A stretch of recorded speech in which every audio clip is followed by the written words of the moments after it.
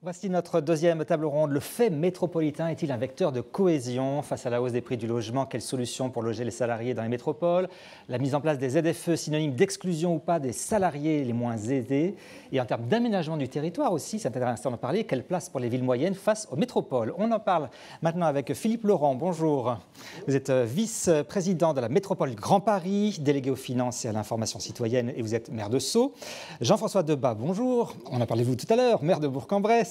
Président délégué de Ville-de-France. Ville-de-France est donc une association qui regroupe les villes de moins de 100 000 habitants. Cynthia Gora-Gobin, bonjour. Vous êtes géographe, directrice de recherche au CNRS, et Bruno Arca-Dipan, bonjour. Vous êtes président d'Action Logement, qui favorise donc l'accès au logement pour les salariés, premier bailleur social et premier producteur de logements sociaux. Tout d'abord, Cynthia Gora-Gobin, j'aimerais qu'on bénéficie de votre expertise, que vous nous disiez exactement c'est quoi une métropole. Vous faites une distinction entre métropole monde et métropole intermédiaire, c'est ça? Voilà, votre micro. Oui, pardon. Voilà, alors d'abord, merci au MEDEF pour son invitation. Donc, je dirais jusqu'au début du XXIe siècle, on avait l'habitude de parler de métropole quand on parlait des villes globales, des villes-mondes. Et bien entendu, Paris, c'est une ville-monde, une ville globale. Et puis là, depuis quelques années, 10 ans, 15 ans, on attache une très grande importance aux métropoles qui sont synonymes de grandes villes, ce qui a été dit tout à fait au début. Donc aux États-Unis, on parle de métropole seconde et chez nous, on parle parfois de métropole intermédiaire. Alors c'est important de faire cette distinction parce que, si vous voulez, elles sont toutes les deux, les globales et les non globales sont toutes les deux, si vous voulez, inscrites dans les flux où on parle de mondialisation, globalisation. Mais la différence, c'est qu'en fin de compte, les premières ont un rôle de commandement alors que les autres n'ont pas un rôle de commandement. Donc ça, cette petite distinction est importante. Donc métropole, et nous avons la chance en France d'avoir des métropoles. C'est ce qui a peut-être été dit aussi tout à l'heure. Donc voilà pour la première définition. Alors, entrons dans le vif du sujet. Quand on parle de cohésion, vient tout de suite à l'esprit, bien sûr, l'habitat, les conditions de logement face à la hausse de ces prix. Quelles solutions pour loger les salariés dans les métropoles? Philippe Laurent, comment est-ce que vous abordez cette question du logement dans le Grand Paris? Il y a de grandes disparités, évidemment, entre Paris, juste la proche couronne, et puis, bien sûr, la banlieue qui est plus loin. Comment est-ce que vous abordez ces questions? Oui, d'abord, merci de votre invitation. Peut-être, avant d'essayer de répondre à la question, qui mériterait plusieurs journées de colloque. On a quelques minutes. Mais juste redire ici que la métropole du Grand Paris, ou en tout cas l'émergence du fait métropolitain dans la région parisienne ou autour de Paris, bon, le fait métropolitain, il existait, mais sa prise en compte en réalité institutionnelle, elle est extrêmement récente. Par rapport à ce qui existe dans la plupart des grandes villes françaises. Et donc, le travail qui a été fait depuis 2001, puisque ça a commencé, cette prise de conscience, elle a commencé à s'exprimer à partir de 2001, en réalité, a eu comme base de la part des élus qui l'ont porté dès le départ, l'idée que, précisément, il fallait organiser ce fait métropolitain pour qu'il ne soit pas synonyme d'exclusion, pour qu'il ne soit pas synonyme d'un développement anarchique des territoires de cette métropole, de ce Grand Paris. Et donc, dès le départ, la question de la cohésion, la question de la solidarité a été posée. Alors évidemment, c'est une création qui est donc, comme vous le savez, récente. Ça ne veut pas dire qu'il n'y avait pas de coopération avant. On a notamment des grands syndicats, on a des grands opérateurs de logement qui existent sur le territoire de cette métropole. Mais c'est vrai que la création de la métropole a consisté à faire émerger sur un plan politique, enfin une volonté politique, qui malheureusement, bon, on ne va pas en parler trop longtemps, mais qui malheureusement n'a pas forcément tous les moyens, pas forcément juridiques, mais en tout cas tous les moyens financiers qu'il pourrait avoir pour une métropole de 7 millions d'habitants. Hein. Mais ça, c'est l'organisation institutionnelle qui est toujours en devenir, hein, ça n'est pas terminé, bien loin de là. Mais en tout cas, ce qui est important, c'est qu'il s'est créé, à travers les 130 maires de cette métropole, y compris évidemment la maire de Paris, il s'est créé une forme de réflexion commune, je ne dis pas forcément de consensus partout, mais en tout cas de réflexion commune et de débat commun, qui n'existait pas auparavant. Il faut le savoir, c'est important de le dire. Hein. Il y a 30 ans, il y avait Paris Et puis, il y avait les communes de banlieue, les départements qui essayaient un peu d'organiser les choses parfois, mais c'est tout. Il n'y avait pas cette prise de conscience de ce fait métropolitain, avec évidemment des développements très différents, des différences qui se creusaient entre l'Est et l'Ouest, notamment, et que la volonté de la métropole est d'essayer donc de diminuer. Alors après, si on parle plus précisément de la question du logement, eh bien, nous avons évidemment une difficulté absolument majeure dans cette métropole, c'est la maîtrise foncière en réalité. Voilà.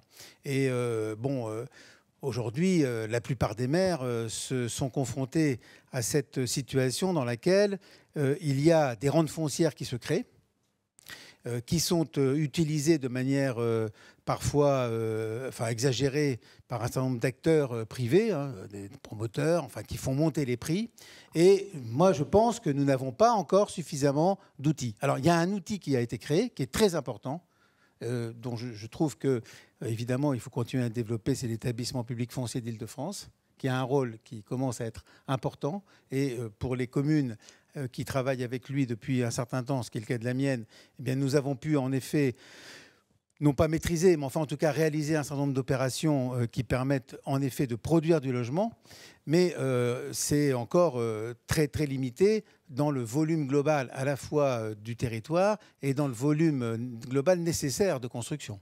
Et puis, alors, bien sûr, il y a, ça a été dit tout à l'heure, les injonctions contradictoires, c'est Johanna Roland, je crois, qui parlait de ça. Naturellement, la population, nos habitants actuels, ils disent, nous, maintenant, on y est, on ne veut pas qu'il y ait de nouveaux habitants qui arrivent. Mais ça, c'est partout. Je pense que dans toutes les villes, la même chose.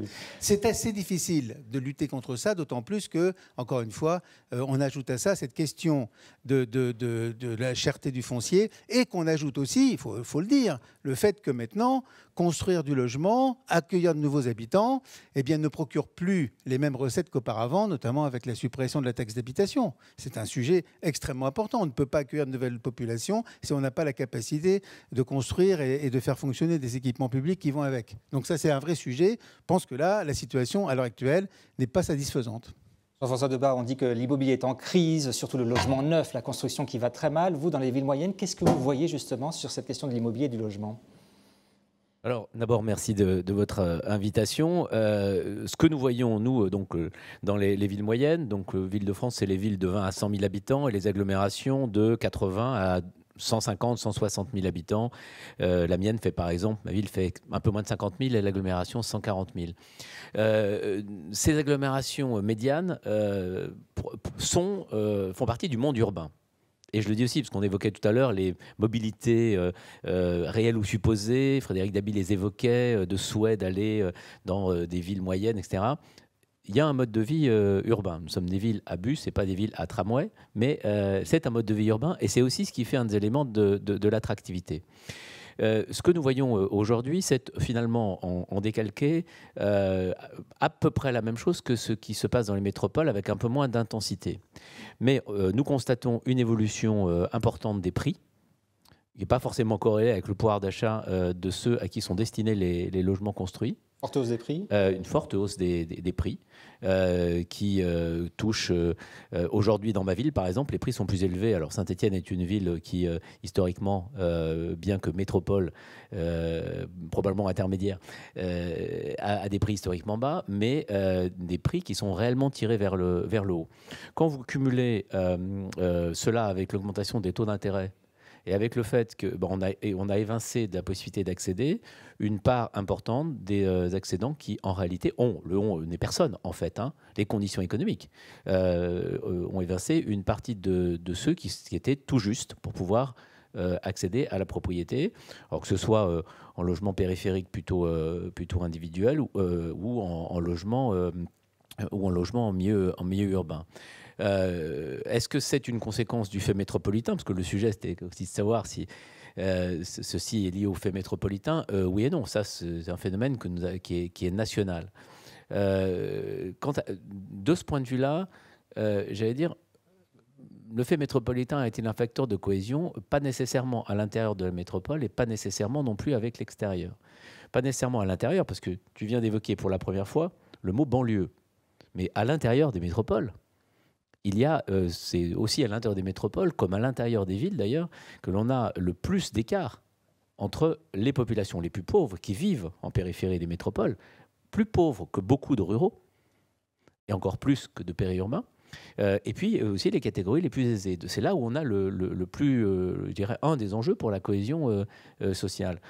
Sur un autre enjeu, c'est ce sentiment d'opposition qui amènerait à penser qu'on est mieux loti, l'herbe est toujours plus verte ailleurs, on est mieux loti à l'intérieur des métropoles que dans des territoires qui ne le sont pas.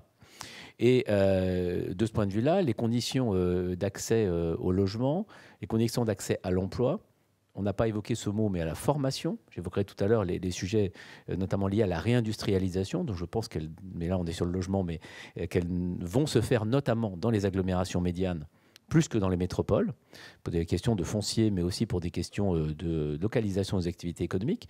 Et donc, les métropoles, en elles-mêmes, ne sont pas un facteur en soi de cohésion. En revanche, rien n'est inéluctable. Et moi, je me refuse à opposer les territoires les uns aux autres. La France est faite de fractures. On passe notre vie à opposer les urbains aux ruraux, les cols blancs aux cols bleus, etc., etc. Et avec cela, on n'avance pas.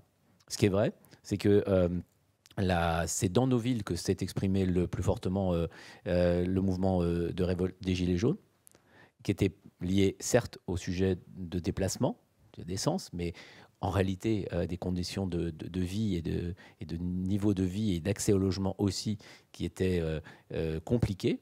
Il y avait plus de manifestants dans nos villes que dans les métropoles au début du mouvement. Oui, dans le lien entre les métropoles et les villes d'équilibre et le territoire rural se joue une partie de la cohésion nationale du pays. Moi, je voulais réagir, Cynthia Goragobin, sur cette cohésion. Vous avez tiqué à un moment lorsque Jean-François Debat parlait de cela. Oui, c'est-à-dire qu'en fait, monsieur a raison, mais il y a à l'heure actuelle il y a eu depuis le confinement beaucoup de critiques à l'égard de la métropole et même avant avec les Gilets jaunes. Effectivement, mais ça ne veut pas dire que le fait métropolitain n'est pas un vecteur de cohésion. Il faut commencer à réfléchir aux conditions. Donc, il faut travailler sur les conditions, il faut travailler sur les instruments.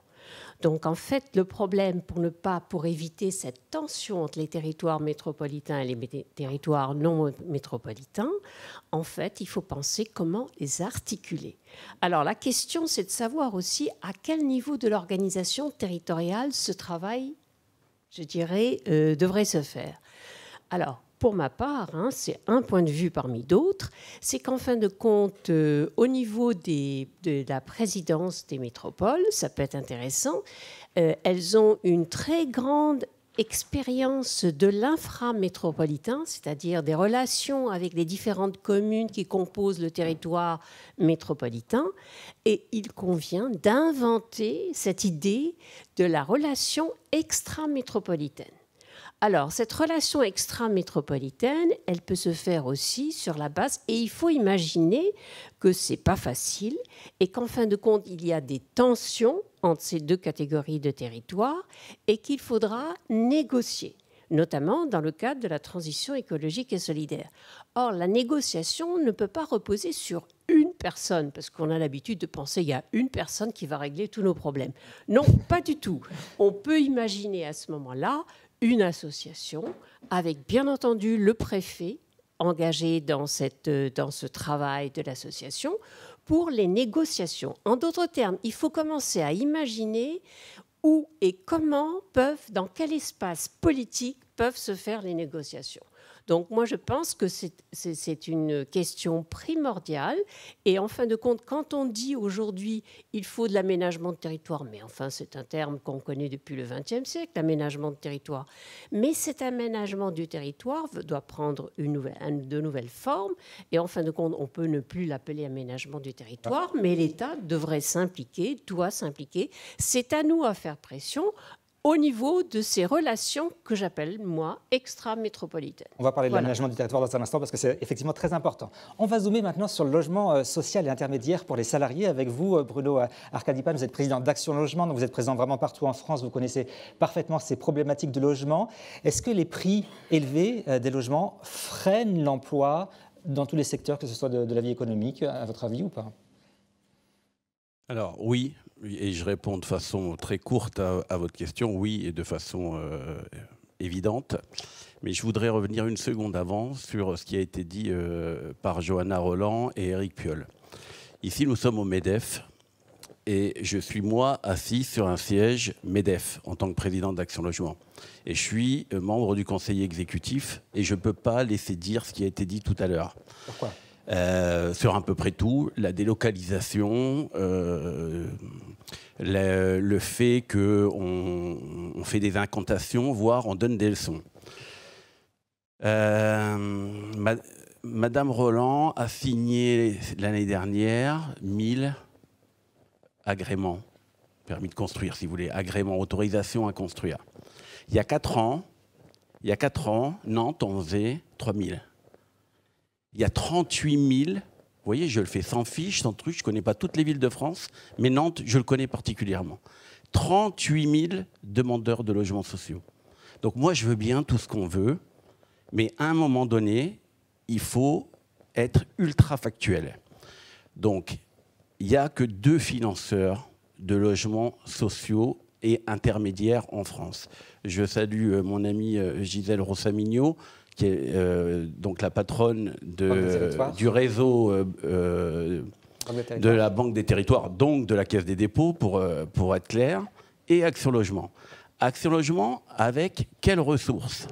0,45% versés par les entreprises de plus de 50%, donc les gens de plus de 50 salariés, donc les gens qui sont dans la salle. Donc demain matin, on va expliquer à ces chefs d'entreprise qui versent 0,45% de leur masse salariale, que ça va être géré par un tiers dans des territoires où il n'y a absolument aucune compétence. Je vais vous dire, de compétences de très haut niveau. Pourquoi on arrive à faire des choses qui fonctionnent de temps en temps? Et ce n'est pas le maire de Saint-Étienne qui va me dire le contraire. Avec ACV, par exemple, avec Action Cœur de Ville, on a créé 27 000 logements et une nouvelle offre. De façon extrêmement claire, un groupe comme le nôtre, 1 100 000 logements, on a depuis 5 ans doublé notre capacité de production. On a augmenté les services aux salariés de 40%. Le service aux salariés, c'est notamment la mobilité et notamment Visal, qui est une garantie pour les jeunes, enfin en tout cas les moins de 30 ans, et les salariés sous plafond de ressources, qui leur permet d'avoir une caution du groupe Action Logement. Donc, à un moment donné, les incantations, c'est bien, mais qui paye quoi?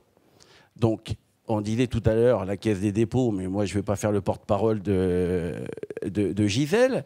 Mais eux peuvent faire des prêts à des bailleurs sociaux ou en tout cas des aides. Et Action Logement se doit de loger des salariés. Donc, quand vous avez déjà géré le DALO, plus les 14 priorités de logements sociaux, vous avez déjà la moitié de votre contingent qui est consommé. Donc, grosso modo, sur 1 100 000 logements, on a 550 000 logements qui sont déjà occupés par des gens qui ne sont pas forcément des salariés des entreprises qui cotisent.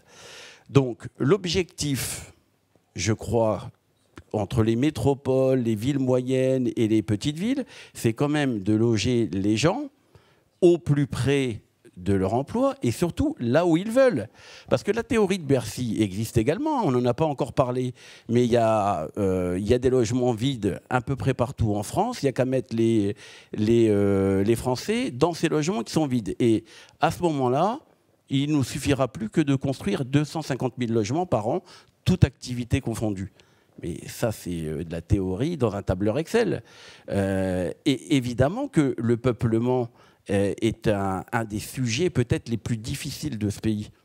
Donc là, je rejoins complètement ce qui a été dit. Pourquoi opposer les métropoles, les villes moyennes ou les petites? Ce qui est important, même dans un territoire qu'on va appeler détendu, pas très joli, mais c'est techniquement comme ça qu'on les appelle, il peut y avoir des poches où il y a une grosse demande, parce qu'un groupe important vient s'y implanter, on y crée tout un tas d'emplois, etc., etc. Je vais vous donner un exemple très clair. Quand j'étais gamin, du côté de Thionville, les mètres carrés valaient rien. aujourd'hui, avec l'implantation de gros groupes, plus la proximité du Luxembourg, ça vaut quasiment le prix de la première banlieue parisienne, le mètre carré. Demain matin, les prix à Dunkerque vont exploser, les prix sur le bassin, sur le canal Seine-Nord vont exploser, parce que d'un côté, vous allez attirer dans le Dunkerquois, avec les gigafactories, 10 000 salariés qui vont arriver, et de l'autre côté, 15 000 qui vont se loger le long de ce canal Seine-Nord. Donc là, ce n'est pas un problème de dire on prend les gens des métropoles et puis on les implante ailleurs, etc., etc. Il y a des produits qui fonctionnent. Le logement social et intermédiaire, donc ce qu'on appelle le logement abordable, à la française, c'est le meilleur d'Europe. Il a des qualités extraordinaires. Sauf que depuis 2017, il a perdu plus de 10 milliards de ressources. Entre la RLF, je ne vais pas rentrer dans les détails techniques, mais ce gouvernement a décidé de faire des coups de rabot sur le ministère du Logement. Personne ne dit rien. Attal en a remis une couche il y a 15 jours. Vous êtes d'accord, monsieur? Et donc, à un moment donné, pour faire tout ce qui a été dit là, même si nous trouvions un accord, ce qui ne va pas être simple, mais même si nous trouvions un accord, qui finance quoi? Pourquoi l'État se retire d'un sujet aussi important? Pourquoi on laisse les collectivités locales toutes seules? À force de leur enlever des moyens, on les oblige à faire des trucs qui ne vont pas dans le bon sens. Vendre aujourd'hui des terrains pour certaines communes à des promoteurs ou à des gens qui ont de gros moyens, ça devient ultra nécessaire pour faire bouillir la marmite. Et demain matin, avec le ZAN, les friches vont valoir une fortune. Parce que là, ça ne va pas être le combat de la petite SCI locale contre le petit promoteur local. Là, ça va être les groupes du CAC 40 contre Action Logement, contre la Caisse des dépôts ou des investisseurs mondiaux qui vont venir chercher les peu de mètres carrés qui vont rester disponibles. Mais c'est vers ça qu'on va aller si on n'a pas une politique nationale claire, nette et définie et qu'on donne des moyens. Il faut que l'État remette la main à la poche pour donner des moyens aux collectivités pour pouvoir s'occuper de ce sujet principal. Alors justement, la réponse des collectivités. Philippe Laurent, par exemple, à ce plaidoyer que vient de lancer à l'instant Action Logement. Oui, on ne peut que partager le plaidoyer, naturellement. Et on travaille, évidemment, les collectivités locales travaillent aussi avec Action Logement de manière, j'allais dire, quasi quotidienne, avec la Caisse des dépôts aussi. La différence, c'est que la Caisse des dépôts, ils prêtent, ils ne donnent pas. Hein. C'est pas pareil que l'Action Logement. Voilà, il faut les deux. Il faut les deux. Bon, ce qui se passe, c'est qu'en effet, il y a eu toute une série de coups de rabot. Il faut se souvenir d'une décision, j'allais dire fondatrice, je ne le dis pas d'une manière positive, qui a été prise au mois de juillet 2017, qui était la réduction de l'APL de 5 €.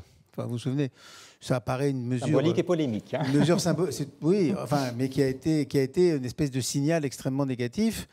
D'ailleurs, du reste, pour juste une petite anecdote à ce sujet, en fait, des ministres précédents du logement a dit, de toute façon, quand un ministre du logement arrive dans son poste, on lui donne une note blanche. Qui vient de Bercy et qui propose de toute façon une baisse des APL. C'est systématique. Alors après, on retient pas en fonction de sa capacité politique à résister, mais c'est comme ça. Donc c'est le truc, voilà, ça fait des années, des dizaines d'années qu'on dit il y a trop d'aide au logement, etc. Bon, voilà. Donc c'est un mantra de Bercy et c'est comme ça. Donc soit on résiste, soit on ne résiste pas. Ça, en 2017, ils n'ont pas résisté. Ils ou elles n'ont pas résisté. Donc voilà. Et donc on voit bien que ce sujet est important. Moi je vois bien aussi qu'en France, la production de logements est assujettie à TVA aussi. Ce n'est pas le cas dans d'autres pays, par exemple. Voilà une capacité simple pour l'État de redonner des moyens, indirectement, mais de redonner des moyens, de faire baisser le prix des logements, c'est de mettre le logement à TVA 0, par exemple. Ça existe dans d'autres pays. Donc s'il n'y a pas de volonté politique, ça ne marchera pas. Et aujourd'hui, et on le voit bien, tout le monde, tous les acteurs qui sont un peu au fait des choses, les acteurs locaux, il y en a beaucoup, hein, les constructeurs, les collectivités, les élus locaux, on sait tous que nous allons devant, avec un contexte très difficile avec le ZAN, etc., nous allons devant une crise majeure du logement. Donc on le sait, hein, on ne peut pas dire, là on va dans le mur en klaxonnant, non, mais je veux dire, tout le monde le sait. Bon. Et donc, et le CNR logement dont il a été question tout à l'heure, moi je ne suis pas, je ne suis pas vite à y participer, mais je pense que ça ne va pas non plus donner grand-chose. Parce que si on ne déverrouille pas Bercy, si on déverrouille pas, si on change pas de culture, ça ne marchera pas. Or, là, j'entends, hein, et vous entendez aussi, que parmi les pistes d'économie, c'est encore plus loin, parmi les pistes d'économie qui sont aujourd'hui affichées, il y a notamment la politique du logement qui ne serait pas efficace, qui ne donne pas de bons résultats. Et c'est vrai que ça ne donne pas des résultats suffisamment bons, mais pourquoi ? Faut savoir pourquoi. Et donc, ce diagnostic, à mon sens, n'est pas suffisamment dressé, alors qu'on sait que la crise est vraiment devant nous. Alors, oui, vous voulez répondre ? Jean-François Debat ? Juste sur le sujet du logement qui nous passionne tous et qu'on connaît un peu, il y a quand même... Globalement, l'État a décidé en 2018 de récupérer 1 milliard d'euros sur le secteur HLM par an. Voilà. Moi, j'étais au cabinet du ministre du Logement il y a une vingtaine d'années. On sait tous prendre 1 milliard d'euros au secteur HLM une fois.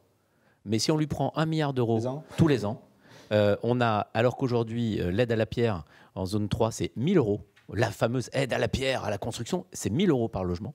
10 000 euros pour un PSLA, c'est-à-dire pour un PLAI, c'est-à-dire vraiment le plus social.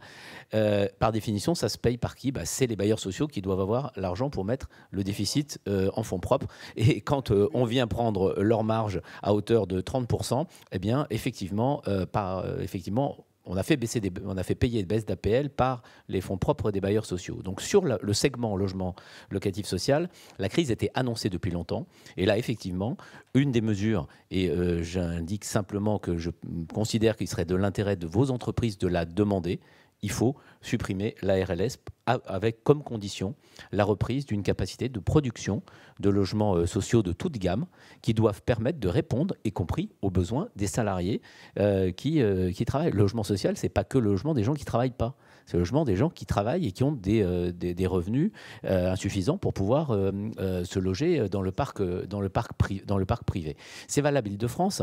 C'est valable en dehors de l'Île-de-France. Donc ça, c'est un sujet. Ce que nous voyons dans nos villes moyennes, qu'on voit aussi dans un certain nombre de métropoles moins tendues, c'est effectivement l'arrivée d'opérateurs privés, ce qui est une bonne chose, avec des produits qui sont soit du logement, soit de la pierre papier.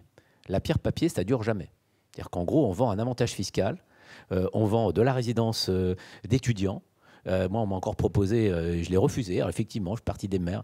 200 logements étudiants dans une ville dans lesquelles nous estimons, dans une résidence dans lesquelles, en fait, il n'y a pas ces besoins. C'est de la pierre papier. On vend du produit de défiscalisation. Donc oui, il doit y avoir, à un moment donné, une reprise en main et des arbitrages forts en matière de logement, parce qu'on l'aura France entière. Je voudrais qu'on dise un mot, si vous le voulez bien, quand même des sujets ZAN logement, ZAN économie, parce que finalement, il a été évoqué plusieurs fois. Moi, je fais partie de ceux qui considèrent que le ZAN, c'était inévitable et c'est absolument indispensable. On n'artificialise pas de nouveaux sols. Hein, la moitié. On va diviser. En 40 ans, nous avons augmenté de 20% la population et de 70% l'artificialisation des sols. Ça veut dire que nous avons artificialisé horizontalement au lieu de le faire verticalement. Donc ça signifie que si on revenait demain, moi dans mon agglomération, 140 000 habitants, au cours des 10 dernières années, nous avons consommé 750 hectares. Qu'est-ce qui va se passer là, dans les quelques années qui viennent ? On ne va pas faire zéro. On va devoir faire à peu près 350 hectares. Ça veut dire les 2 tiers, c'est de l'habitat. Et dans ces 2 tiers, quasiment 80 quelques %, c'est l'habitat individuel. 25 % c'est l'économie, les zones d'activité économique, l'implantation des entreprises. Et 10 % ce sont les équipements publics, etc. Ce que nous devons faire demain, c'est faire un arbitrage plus fort. Moi, je veux qu'on conserve, je veux qu'on garde les possibilités de réindustrialisation. Donc, qu'est-ce qu'on va avoir demain comme arbitrage ?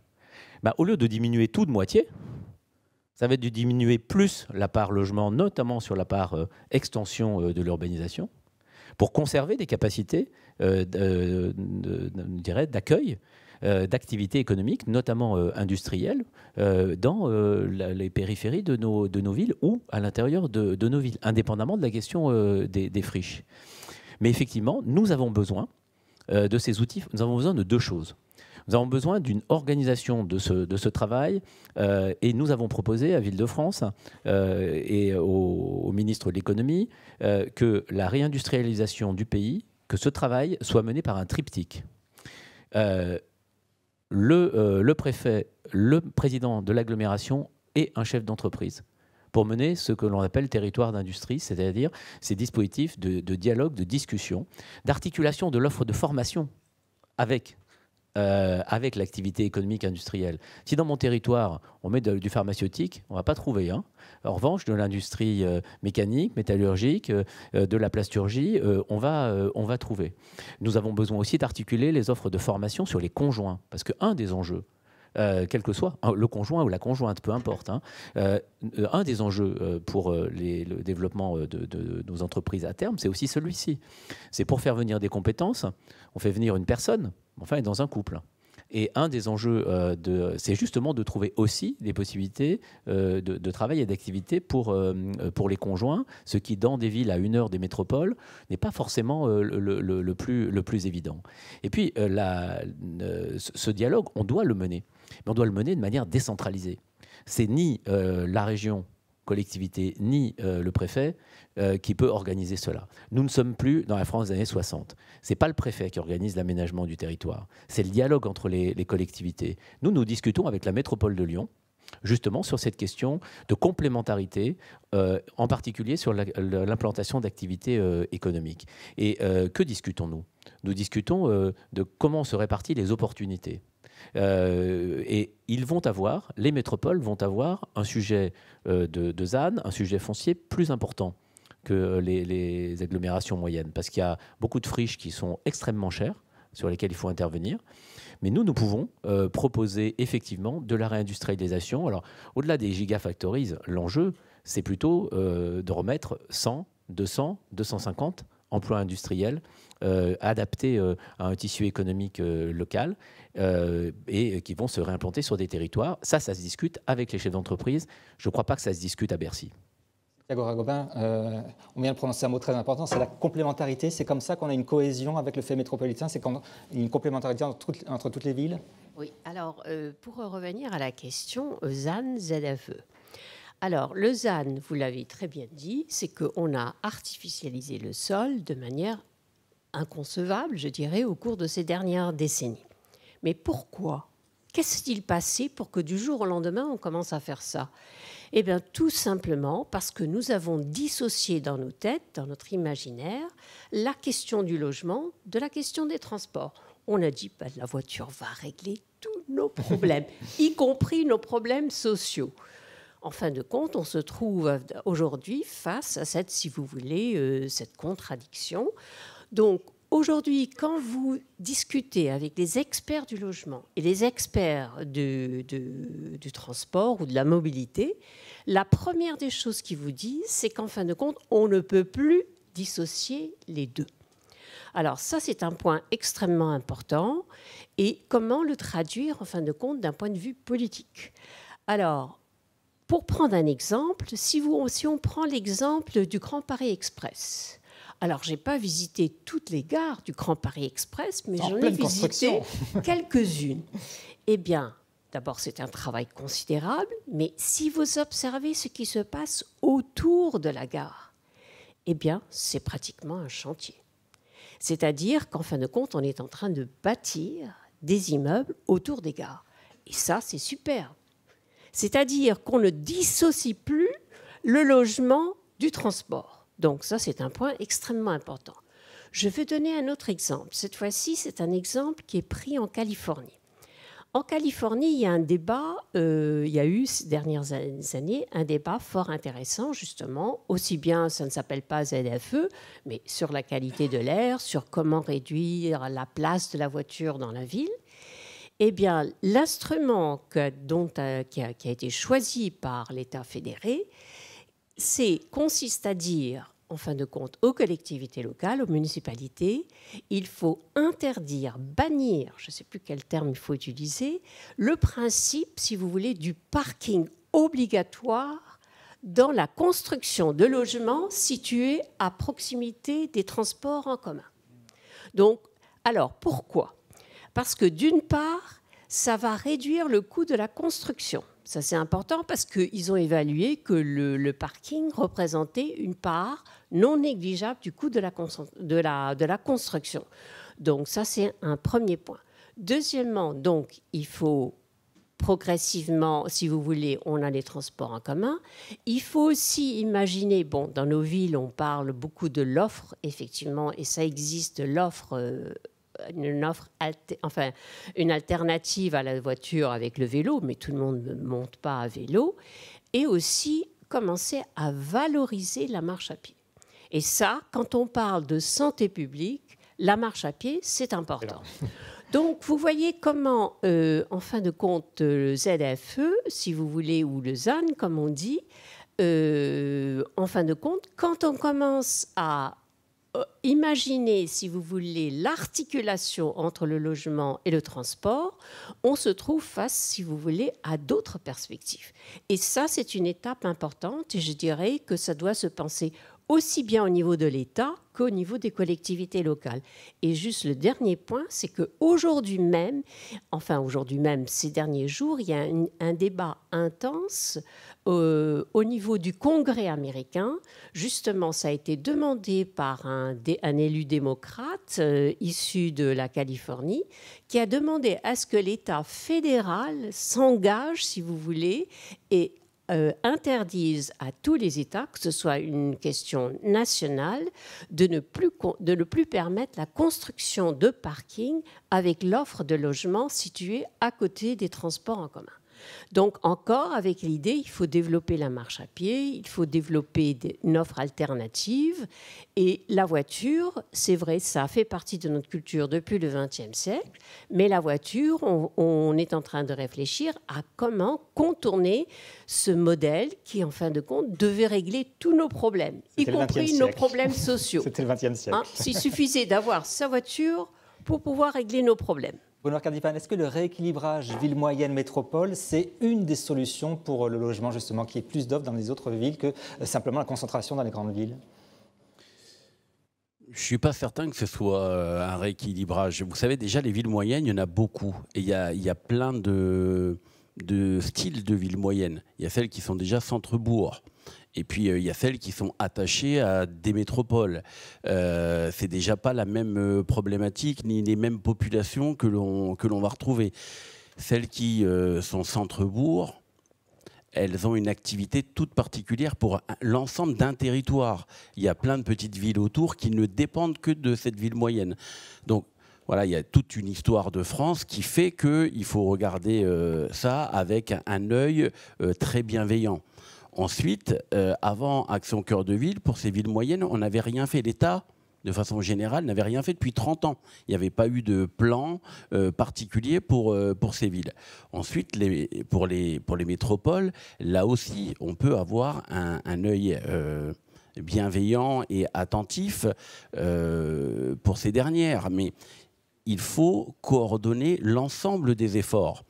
On a vu Total tout à l'heure avec mon amie Isabelle, on a parlé d'Airbus, etc. Mais comment les livreurs, demain matin, qui ont quelques camions, vont acheter des véhicules à hydrogène, des véhicules 100% électriques, etc. Vous voyez, toutes ont besoin d'un accompagnement différent et sur mesure. Et une fois de plus, je crois que là, il faut vraiment faire confiance aux élus locaux pour les écouter et leur apporter le soutien technique mais aussi financier pour qu'eux-mêmes puissent accompagner les leurs. C'est le secret est là. Il ne faut pas une loi, une énième loi. Je ne fais pas une fixation sur Action Cœur de Ville, mais c'est quand même le produit des 30 dernières années qui a touché les villes moyennes. Il a été fait sans loi, juste avec une discussion entre les élus et les acteurs et les financeurs. Ça devrait être un exemple de méthode. C'est cette méthode qu'on doit utiliser pour faire avancer la France. D'accord, il nous reste 30 secondes. Oui.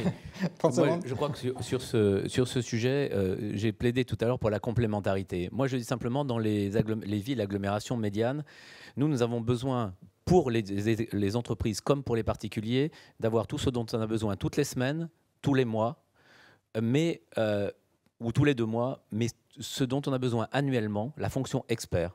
Il faut s'habituer à ce que nous ne l'ayons pas. L'enjeu avec les chefs d'entreprise, c'est que nous ayons la possibilité, que ce soit sur les services publics, les services privés, les services aux entreprises, que l'accompagnement quotidien, hebdomadaire, mensuel, ce qui est finalement l'écosystème local, on puisse l'avoir à l'intérieur de nos agglomérations. La fonction expert juridique pointue, informatique pointue, financière ou comptable pointue, de toute façon, qu'on le veuille ou non, ça n'est pas possible. Donc ça signifie qu'il faut en revanche avoir le recours et que les acteurs locaux économiques travaillent avec des professionnels qui sont, eux, dans des métropoles dans lesquelles l'ensemble de ces fonctions experts peuvent être importantes. Le vrai enjeu de cohésion sociale, c'est si l'accès aux fonctions économiques de base et aux services publics et privés de base n'est plus possible en dehors des métropoles. Et le deuxième sujet, c'est si les acteurs, ménages, entreprises de ces territoires, de nos territoires, sont privés de l'accès aux fonctions experts de manière aisée et la moins coûteuse possible, qui, elles, resteront localisées dans les métropoles. C'est ce que j'appelle la complémentarité. Eh bien, merci à tous les 4, on vous applaudit. Merci beaucoup pour votre expertise sur cette table ronde. Merci beaucoup. Dans un instant, la dernière table ronde de cet après-midi.